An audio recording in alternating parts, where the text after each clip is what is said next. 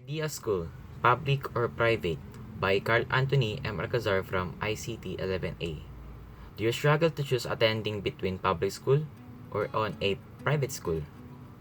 What we talk about is the pros and cons of studying at a public school or a private school. I both attended public school and also private school, so I can tell you all based on my personal experience. We will see the advantages of these schools, the private or the public. First, we talk about the advantages of public school.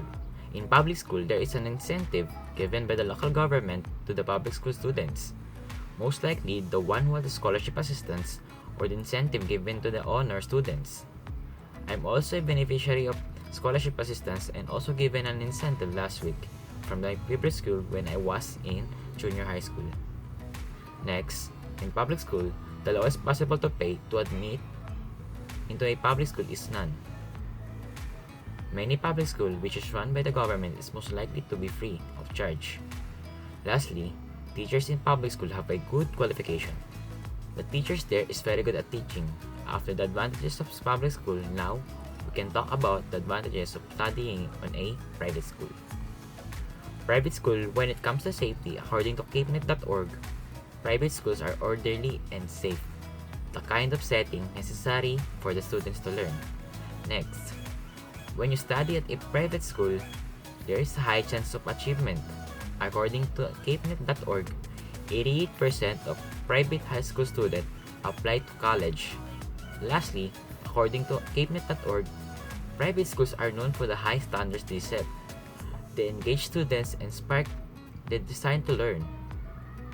Teachers expect excellence from students, and students tend to live up those expectations.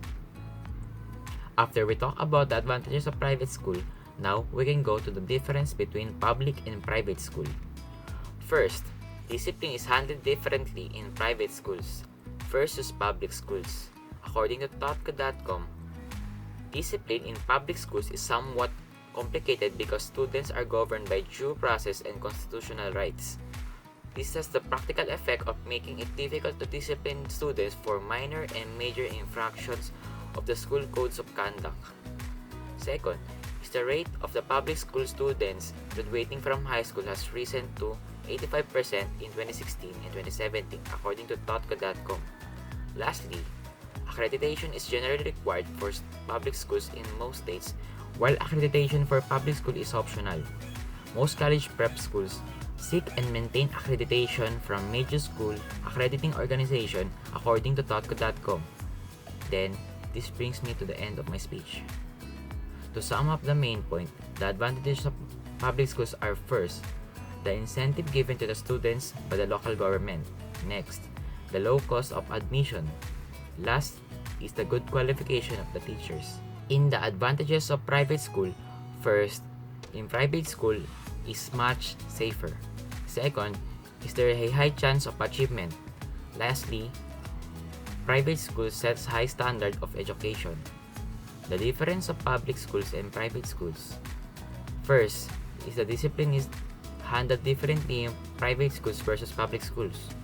Second, is the rate of public school students graduating high school. Lastly, is the accreditation is generally required for public schools. Then, this must be the end of my summary. What I can say is that you can choose what school you want. If it is public school, then go to the public school. Then if it's private school, then go to that. It depends on the learner if he or she wants to study. This must be all. Thank you for listening.